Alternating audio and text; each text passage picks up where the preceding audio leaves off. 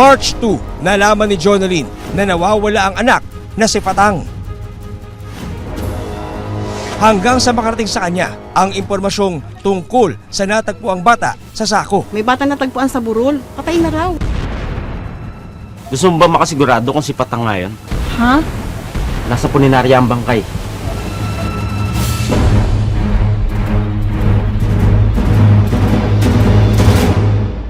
Agad siyang dumiretso sa punerarya.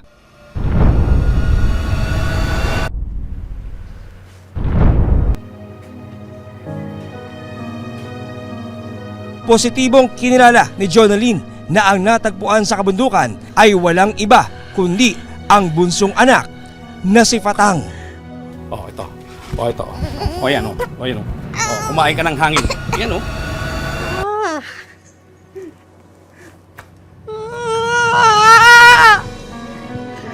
Kapatid mo! Patay!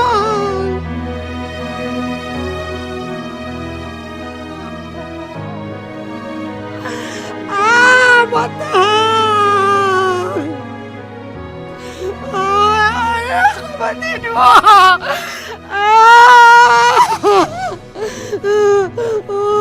Anak!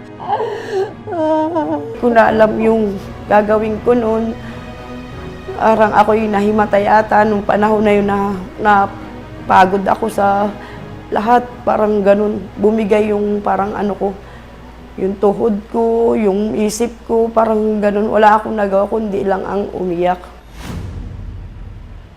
Na-confirm ko kasi talaga yung anak ko. Ano ang kwento sa likod ng pagkamatay ng batang si Fatang? May nakita po ako patay! Matatandaan na isang concerned citizen ang nagbigay ng impormasyon tungkol sa krimen. Kinilala siya na si Peter Auriada. Pahayag pa ni Peter sa mga pulis, nasaksihan niya mismo ang krimen.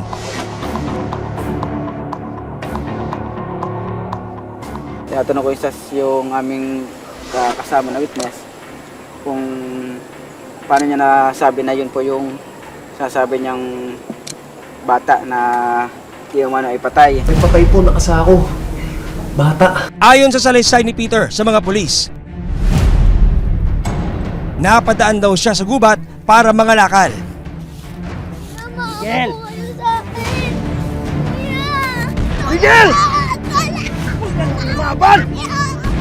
Pababa na raw siya nang masaksihan ang pagpatay sa batang biktima.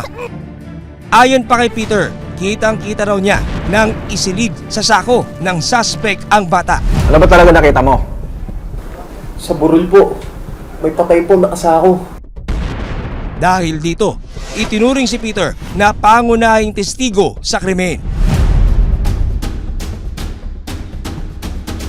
Pero sa pag-usad ng investigasyon, may mga matutuklasan ang mga otoridad tungkol kay Peter. Sa patuloy na investigasyon ng mga otoridad, isang closed-circuit television o CCTV footage ang napasa kamay ng Atimonan Police. Ano ang matutuklasan nila rito? Sino ang tunay na pumatay kay Fatang?